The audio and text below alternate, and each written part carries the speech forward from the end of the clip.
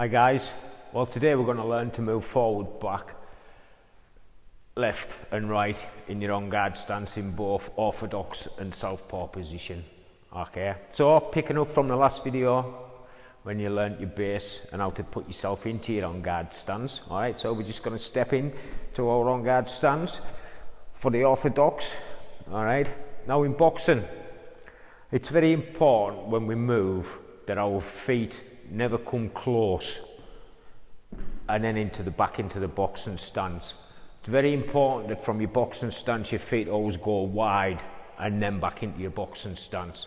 That way you're always on balance. Alright, even if you get caught with your feet stretched, alright, you'll still be on balance and be harder to knock down. Fair enough, you might be limited by what punches you can throw, but at least you'll still be in a position to defend or attack if the opportunity arises, as opposed to getting caught with your feet close together and off balance. Okay, so in our on guard stance, and remembering that we must always make our feet wider and then into our boxing stance, and it's also and the correct way to do it is whichever direction you're moving in, you move that foot first but push off the opposite foot. Okay, so if I want to move forward, alright, I'm in my boxing stance, I've got my weight distributed, alright, I push off the back foot and move the front foot first and then bring the back foot back into my on guard stance. Alright, so if I want to go back foot and then front foot.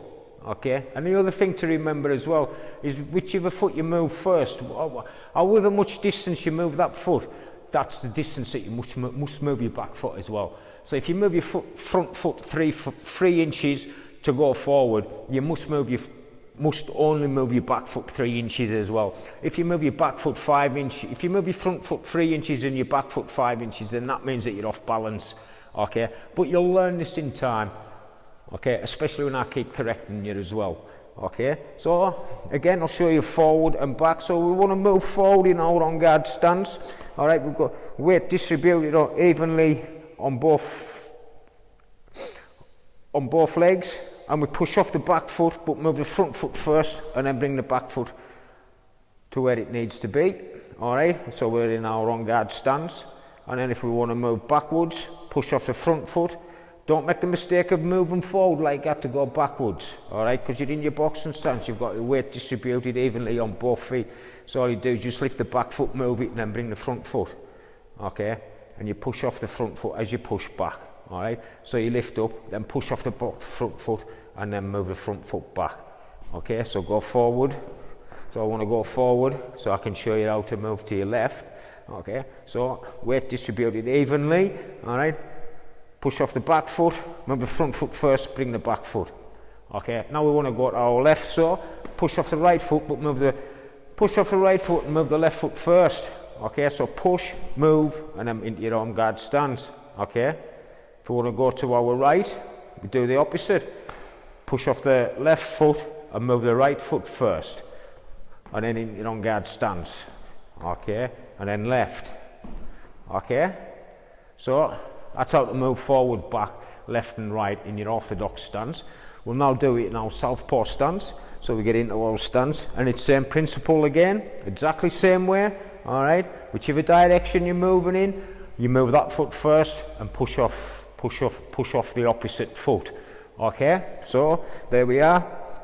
We're in our boxing stance. I want to move forward, so I've got my weight distributed. I push off the back foot, move the front foot, and then bring the back foot back into my on guard stance. I want to move backwards. Okay, so I push off the front foot, move the back foot first, and then bring the front foot back to where it needs to be. Alright, I'll do that once more. So push off the front foot, move the back foot, bring the front foot into my on guard stance. Alright, so I'm landing and I'm ready to defend or attack. Defend or attack right away without having to move my feet again.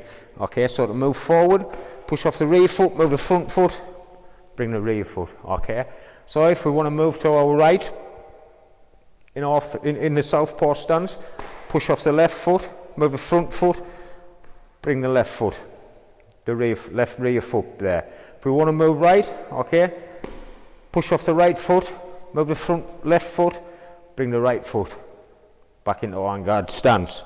Okay, once more, again, so I want to move to my right, okay, I want to move to my left, I want to move to my right, okay, I want to move forward, I want to move backwards, okay, and there we go. Alright, so that's how you move forward, back, left and right. Okay, one thing I will point out as well, whilst we're at this early stage, before we go any further, okay, when you are in your boxing stance, I know it's going to be hard for some of you, and especially if you parents, if you're going to teach them away from gym as well, right, if you can try drum it into these youngsters, because they want to be taught, they want to be corrected. Alright, obviously they don't want to be told off that they're doing something wrong, but these youngsters, they want to learn. Alright, they want to know how to do it right. They're not like adults who take offence to being told that they're doing something wrong. A kid wants to be told he's doing something wrong. Obviously it's got to be in a constructive way.